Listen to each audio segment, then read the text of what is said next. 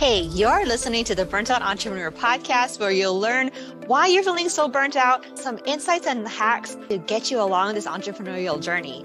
I'm Kylie Ota, former oil and gas manager turned health coach, life coach, and business mentor for female entrepreneurs just like you, and help them heal and recover from burnout.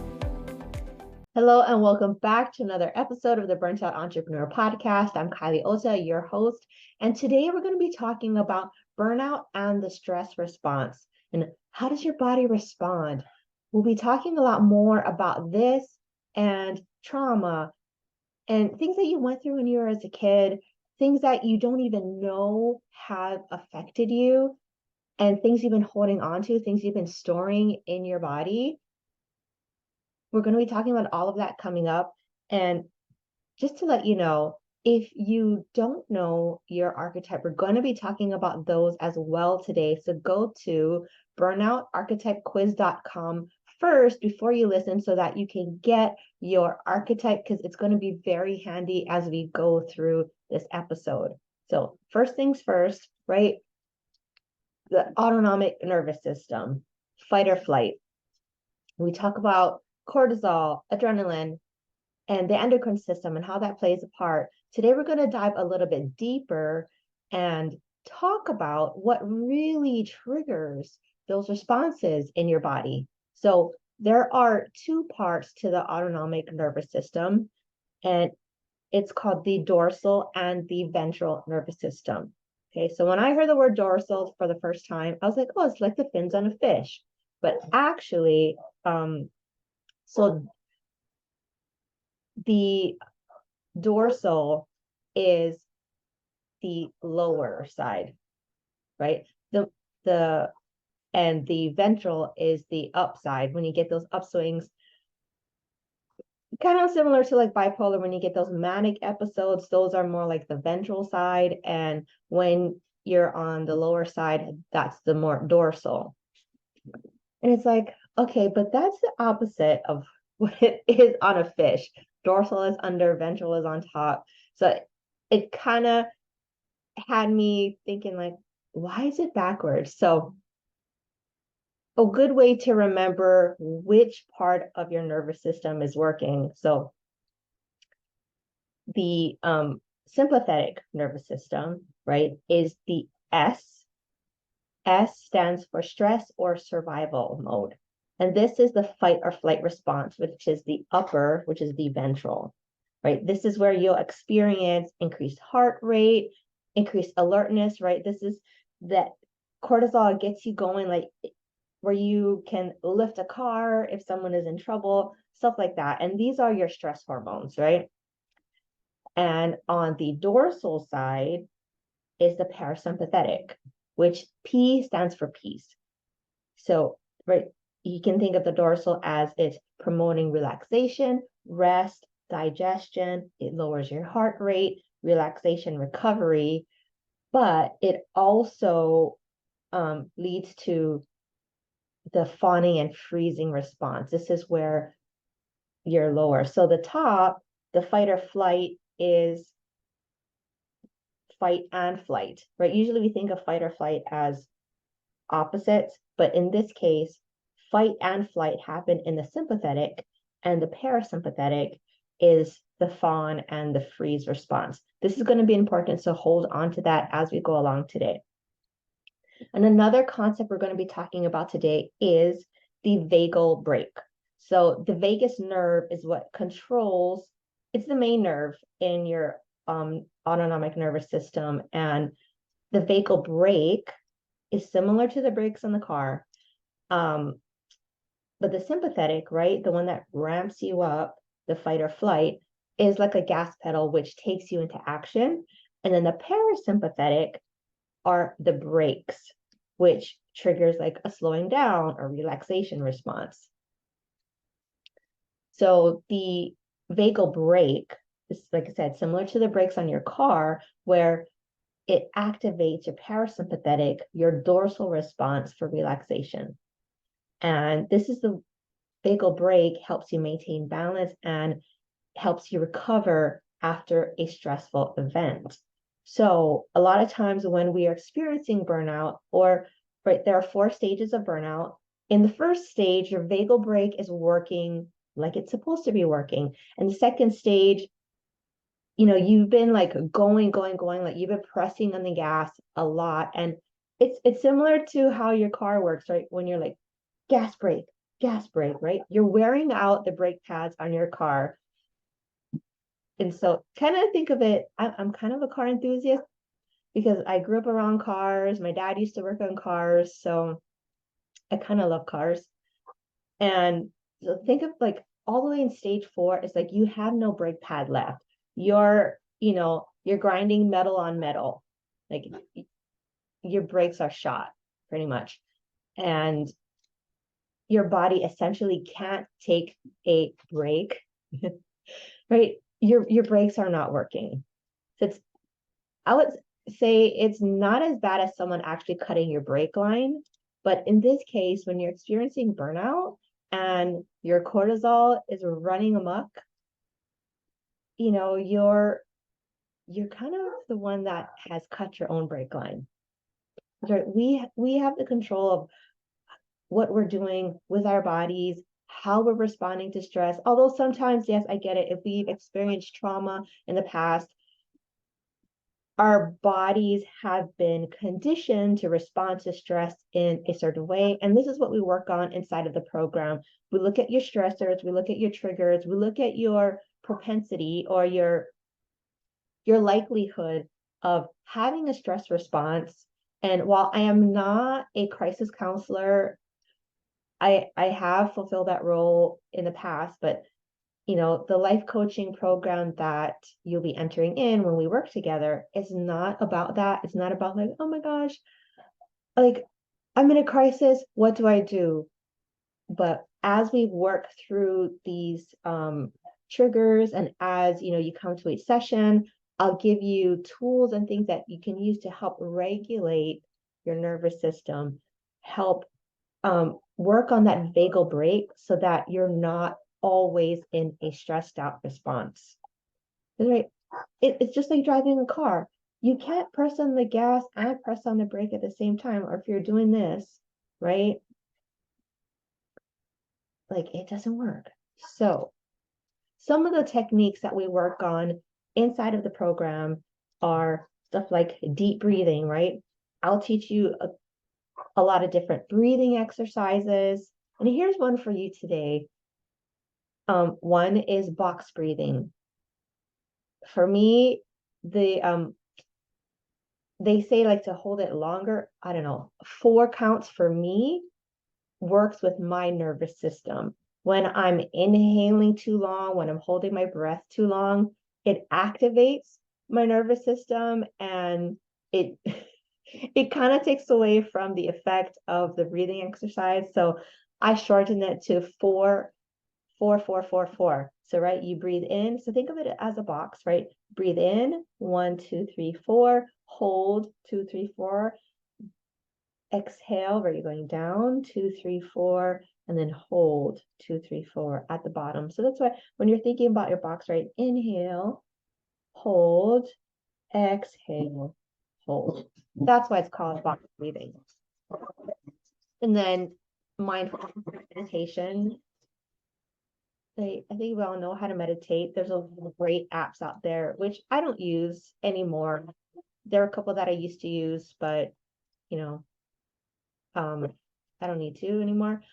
And physical activity. I'm a big proponent of physical activity. In the beginning, when I was transitioning and I was getting better, I was really having to watch my cortisol levels because stuff like cardio, like the high intensity workout, right? Think about it, right? It produces more cortisol in your body because you're activating a fight response, right? You're doing a lot of high intensity exercises, and flight, right? You're running, you're activating more cortisol. So when I was, learning how to reduce my cortisol levels, have my endocrine system work normally, I had to really think about what I was doing with my physical activity. So no long cardio workouts. I switched to hit but shorter hit workouts, more lifting, and just getting more into my body, getting in tune with my body. In the past, I have used exercise as a way to regulate my nervous system, but in essence, I was really burning off that excess cortisol that was pumping through my body. So notice if that's what you're doing as well, if you're using exercise as a way to release excessive cortisol.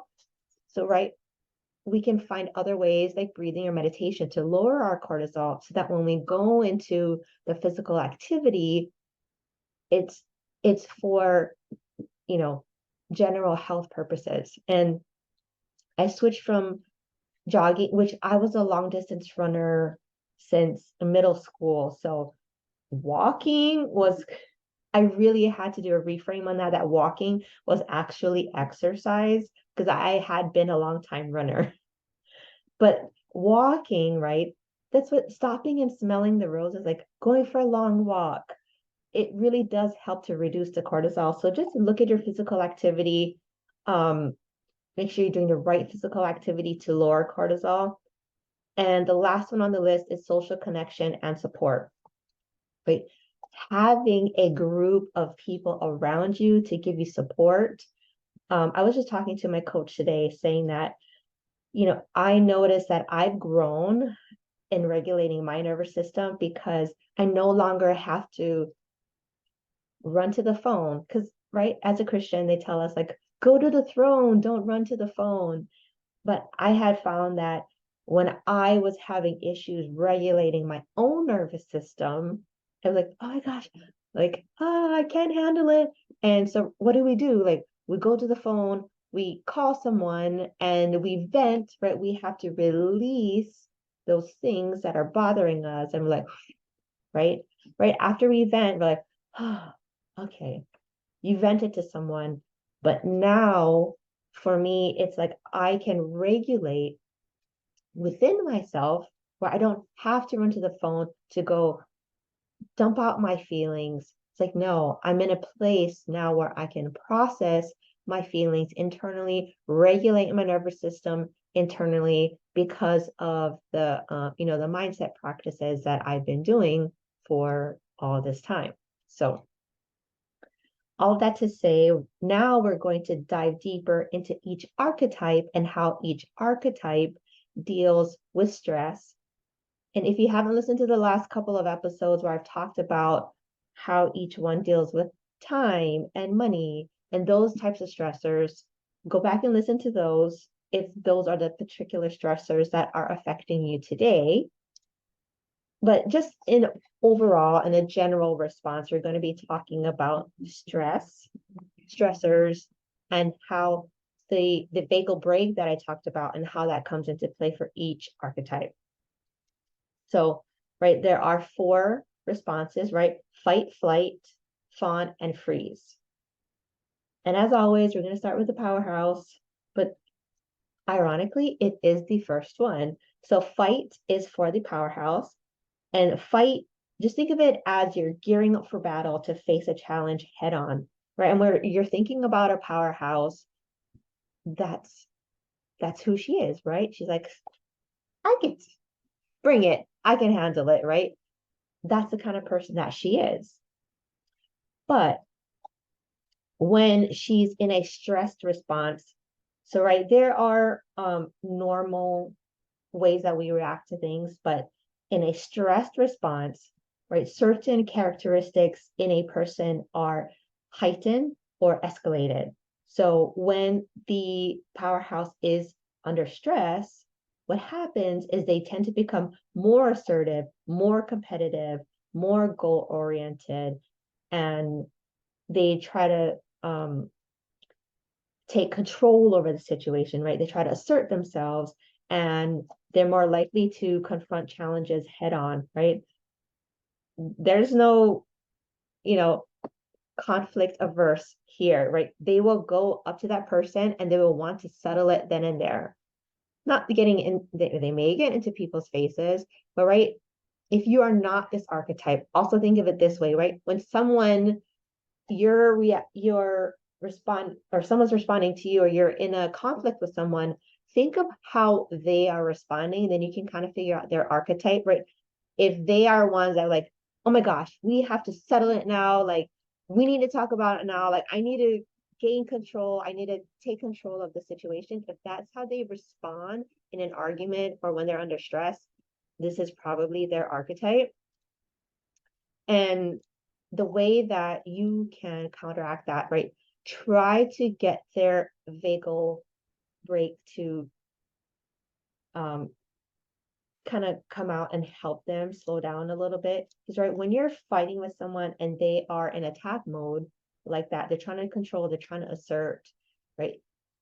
There are ways that we can, it's not our responsibility. I'll just say that first. It's not our responsibility to control someone else's emotions, but when it's affecting our own nervous system, we have to learn how to respond to that, right? So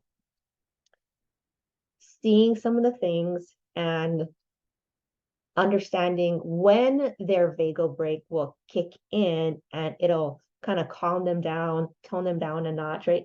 You're not going to change a person's personality type or behavioral style, but you can help kind of engage their vagal brake in a way, you know? So, right, ways that you can help manage your own fight response is promoting a sense of calm and just in yourself, kind of reduce your excessive aggressiveness, where you're like, whoa, like if you feel yourself like, like trying to control, trying to assert, it's like, whoa, okay, take a step back.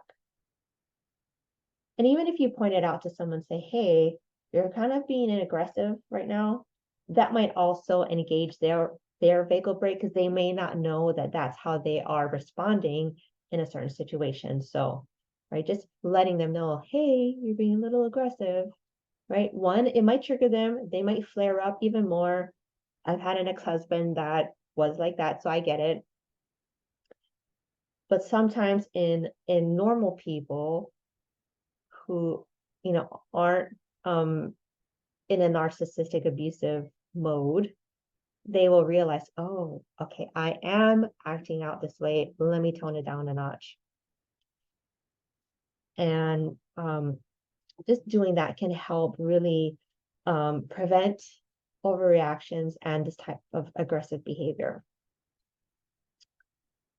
Yeah, so the next one is the popular archetype, which is the flight response, right? So how this works in a personality type or in a person is they will want to escape to avoid a stressful situation. It's not that they can't deal with it, right? Think of the popular archetype. She is happy, go lucky. She loves to be fun and free.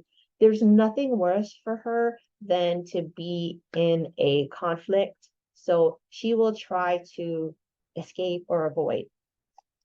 Some of the ways that this personality type will escape, it's not necessarily fleeing in a physical sense, although they will, but some of the other things that they might do, and this is also for your business as well. This is not necessarily for conflict resolution or conflict management, but say in your business, if your business is making you stressful, some of the things that you'll do is avoid difficult tasks, right?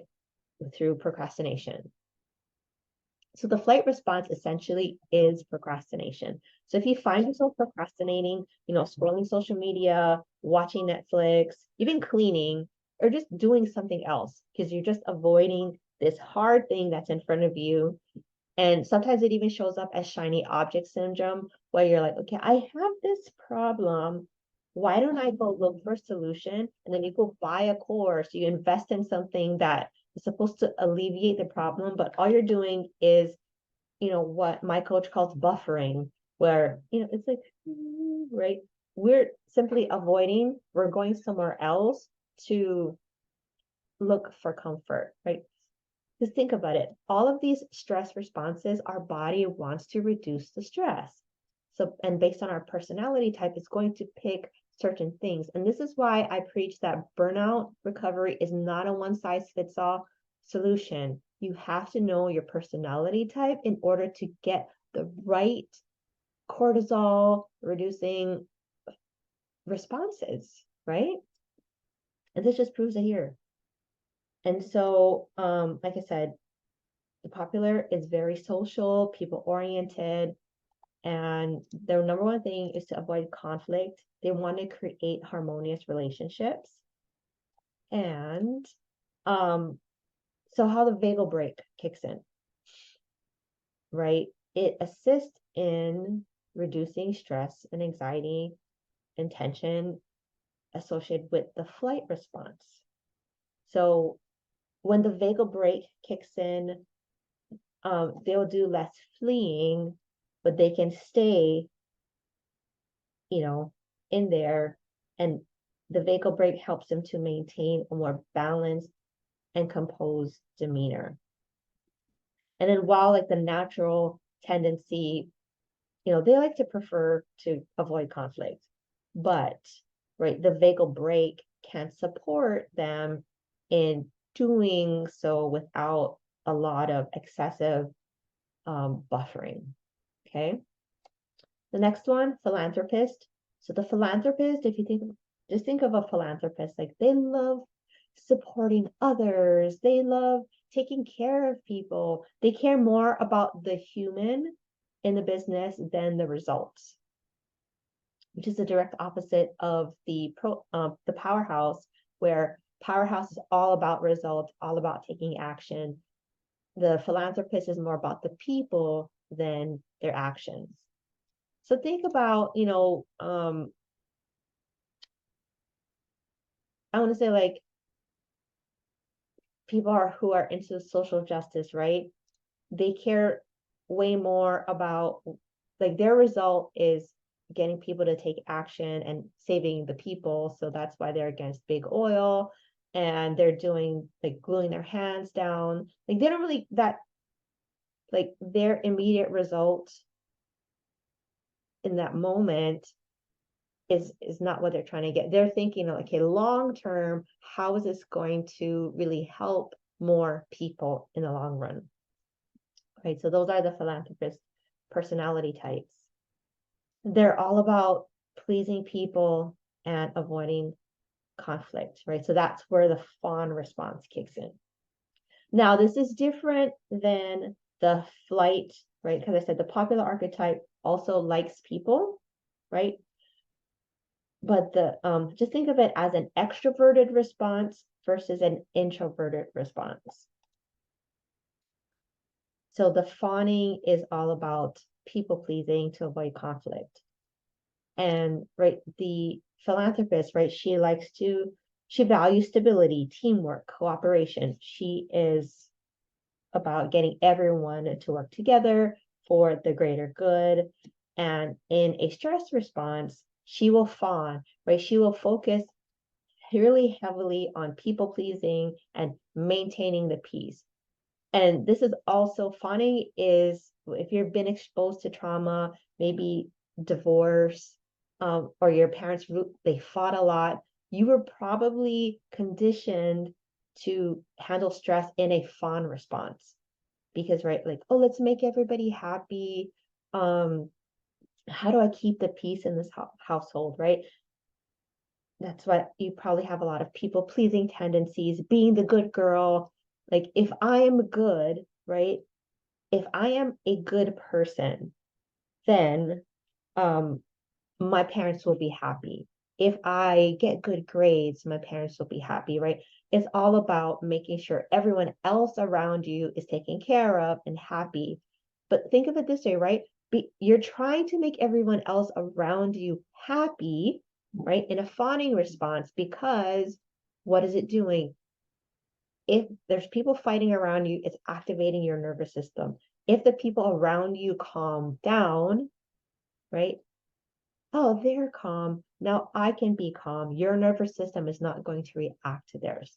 Now, fawning is not only associated to the philanthropist. I'm just saying each of these archetypes have one that like they most likely will go to if they are this personality type. Because you could be a powerhouse and have a fawning response. You can, but most likely a powerhouse will be a fighter and not a fawner, right? That's how they will get themselves out of a stressful situation. Okay, so the downfall for this and how it relates to burnout is, right, when we're people pleasing, we're taking care of others and not taking care of ourselves. So, right, you're probably neglecting your own well-being and you're at a greater risk of burning out because you're doing for everybody else and you're neglecting your own self-care. So, how can you get your vagal brake to kind of kick in?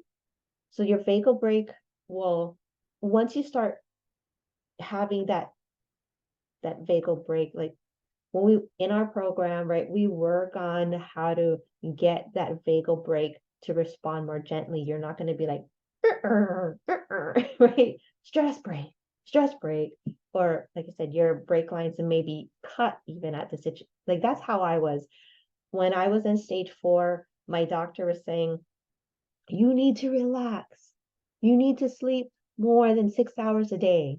Like on the regular, I was getting between 4 and 5 hours of sleep a night. So 6 was kind of like my sleeping in. My body, that vagal brake was not working. So my body would, and my body would make myself wake up at the 6 hour mark thinking like I was late to work or like I was missing out on something. My body could not relax past 6 hours. It's crazy, right? And so I had to learn. I didn't know this was what I was doing at the time. I learned about somatics and all of that later on in my journey. But in the beginning, I had to Netflix and chill in order for my vagal brake. So going back to the flight, I'm a powerhouse, but I'm also a popular. So, scrolling on social media as a powerhouse, I thought that, oh, I have to keep going. So for me, how I learned how to bring more vagal brake in was binging Netflix, which I had never done. I didn't even have like cable TV at the time because I just thought TV was a waste of money and time. And if I sat watching TV, then I was being lazy. Like sitting around equals laziness as a powerhouse. So anyway, that's how I learned to really train my brain that it was okay to relax. I had to distract myself. Anyway, where were we? So vagal brake for the fawning response. When the vagal brake is working properly, right, we can internally regulate ourselves and navigate conflict and not have to people please. We can kind of separate. There's less of an attachment to what's happening around us. We can detach and give ourselves what we need in the moment, right? Stop worrying about everybody else and just focus on what's going on inside of us. And once we do that, right, it increases our capacity to navigate conflicts without becoming overly accommodating or submissive, right? We don't have to be yes people because, right, the more we say yes, the more stress that we get. And it's just this never ending cycle of people pleasing. Last but not least, the freeze response is associated with the perfectionist. And so think of it as this way. If you are a perfectionist or one, someone who is always hung up on everything being perfect, when they are overwhelmed, right, usually it comes with indecision. So it kind of looks like procrastination, but it's the overwhelm. Like, I don't know what to do next. Think of it in your business. When you are a perfectionist, you're like, you're trying to look at all of the different marketing techniques. Should I do a webinar? Should I do a 5-day challenge? Should I just, what about an email campaign? Oh my God, what am I going to post on social media? And instead of taking action, you will sit in your indecision and it will look like procrastination, but what it really is a freeze response. And right, this causes delays, it causes frustration in your business, and you're like, oh my gosh. And it's even more of a self-fulfilling prophecy where the perfectionist in you is probably like, well, I should be there by now. But if you look at what you're doing or not doing, you're not taking the action because you're waiting for everything to be perfect. You're trying to find the perfect strategy. You're trying to, instead of just taking messy action, and that is the one caveat for the perfectionist. They do not like taking messy action. Like that is the kiss of death. They will not put out anything that is less than perfect because what does it do? It reflects on them as a person. Like, oh my gosh, Kylie just took messy action. I can't believe she just posted that. Like she went live without makeup. Are you kidding me? Like, oh, like that's what the perfectionist thinks. They think that people are going to be judging them if they are less than perfect, right? And think about how it relates to burnout. Like just the stress that comes upon them when they're trying to do something and it's less than perfect, and they're like, you can't you can't put out content if it's perfect. So you're just stewing in your own juices. And all of that burnout is happening mentally. Like, oh my goodness, what's happening? And you're not taking any action. You feel drained physically because you're not taking any action, which is really weird, right? But all of that action is happening here. Your brain is getting tired. It translates to your body. And then you just feel like, oh, I just don't feel like doing anything right now. And so one thing you can do like to help your vagal brake is, get rid of some of that analysis paralysis, right? When you have that vagal brake working, you can use it to, maintain composure and maintain balance even during a stressful situation. So let's say you put out a social media post that is less than perfect. Like you write it, no editing, hit go. Like your nervous system will be triggered for sure. But like the more you keep taking messy action, the more your brain will realize, oh, we didn't die. So therefore, it is safe to take messy action, right? And the more messy action that you take, right, you'll see some kind of result. Because right now you're not seeing any results because you're not taking any action. You're paralyzed by fear of looking imperfect. So just take the messy action. And right, we in our program, we do it in a controlled environment. Like we expose, like we come up with a plan and you control all of it, right? What you want to do, how you want to start stimulating your nervous system in a controlled environment, and then see how you respond, and then how can you come down from that eventually, right? It's like, okay, we're going to apply some of these techniques, some of these stress relieving techniques so that you're not triggered every time, and then we're going to help regulate or help your vagal brake to kind of go back to normal so that you're not triggering your body into a cortisol response and being stuck in burnout. And again, when you're in chronic fight or flight, right, you're going to have heightened levels of stress, anxiety, emotional exhaustion, and this increases your burnout risk, right? Triggering that cortisol response. Like in the beginning, stage 1, your vagal brake can help you regulate that. But once you're in stage 4, it's like the wheels are off the car. Like you're just going and you can't stop. You just can't stop. And then on the other hand, with the dorsal, right, the fawn and freeze, excessive fawning and freezing is going to lead to you neglecting your self-care, right? You're going to feel overwhelmed. You're going to be struggling with decision making, and all of this turning, like that whole churn and burn. The churn and burn, if you're not familiar, is part of my peace planning process. And this is in the last C&E, committing and executing, right?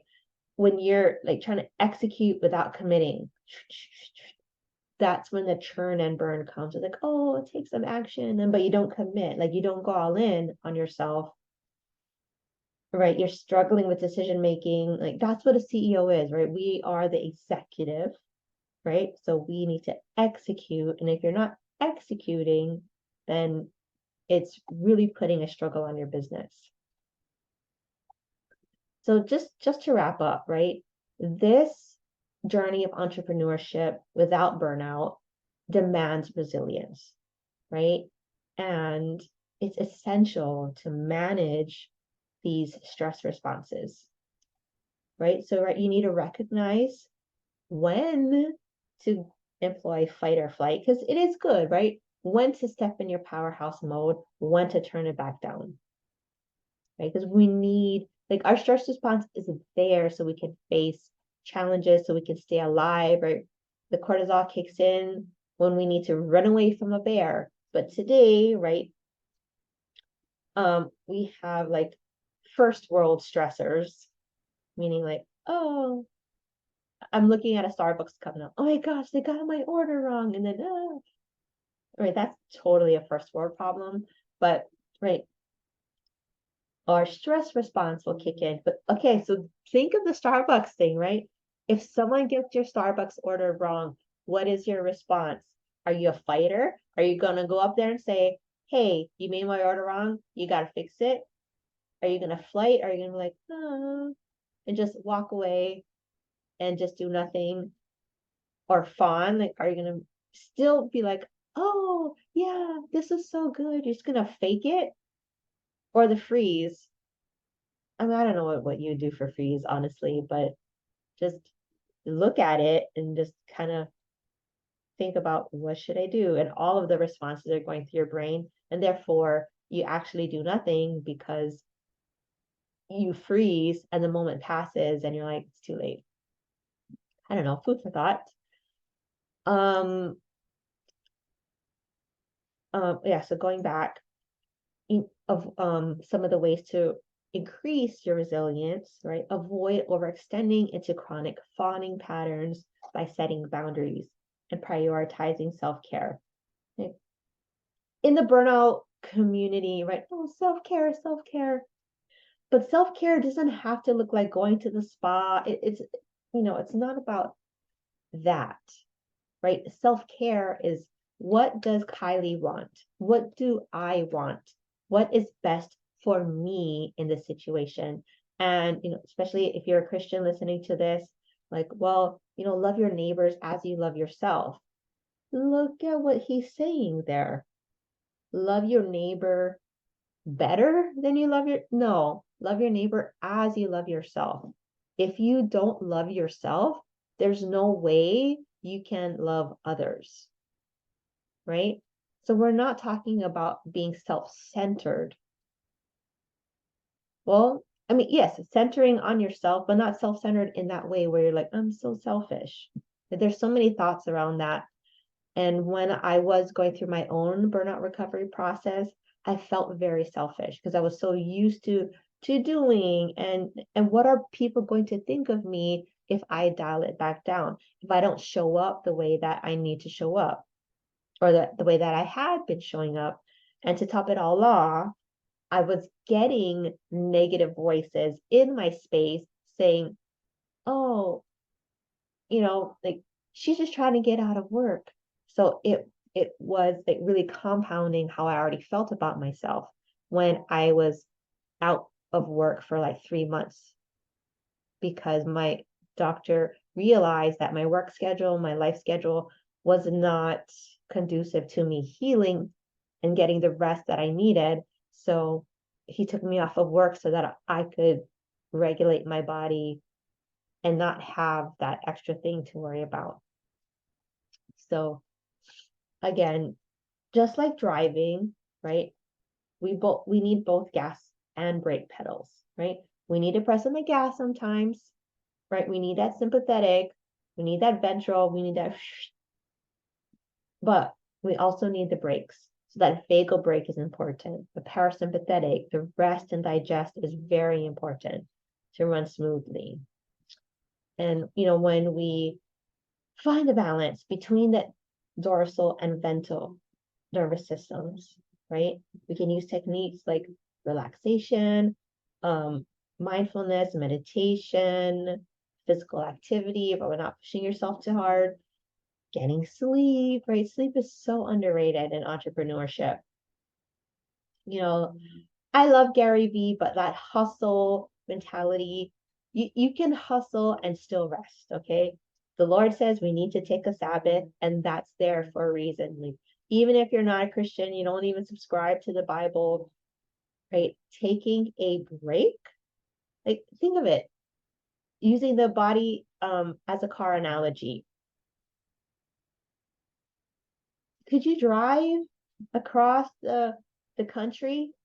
I'm in California now, like thinking about it when I was in Hawaii, like there's only so many places you can go on an island, right?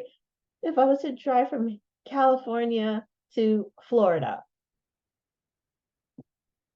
and I never stopped, like, yeah, like I would need gas, right? Of course, but say I just gas and go all the way to Florida and I never take a break. Say I'm a robot and I'm just driving.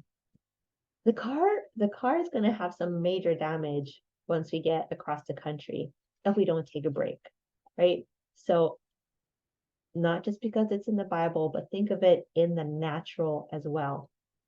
You need a break. You do, right? So this is why burnout in entrepreneurship is so rampant. We've been conditioned to go, go, go, go until the business takes off.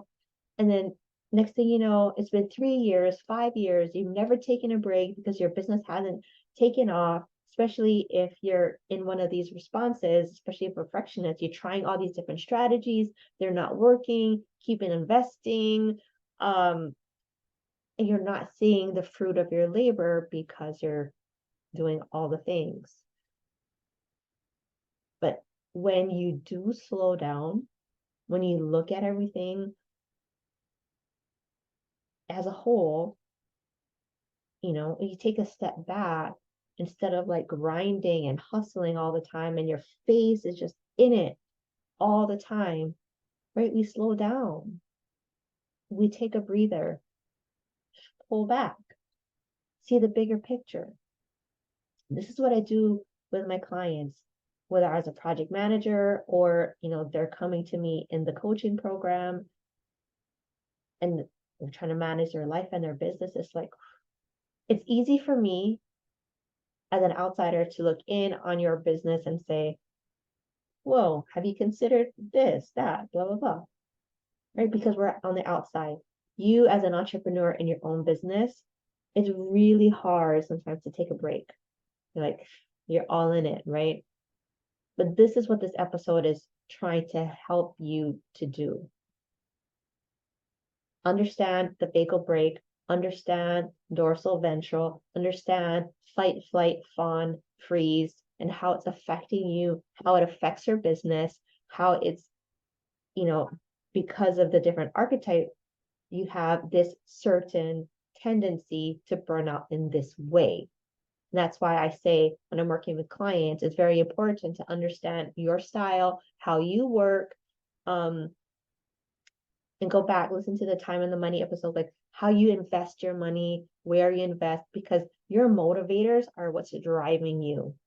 And these triggers are also what's driving you, right? We're either moving towards pleasure or moving away from pain. Like that's it.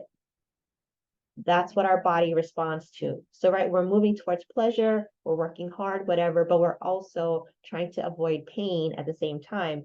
But once we understand the pain, which is our triggers, which is what we're talking about today, and the pleasure, like, okay, what goals are you working towards? Finding pleasure in your life, finding pleasure in your business. That's when the burnout is going to essentially calm down. You can have a thriving business without being so reactive.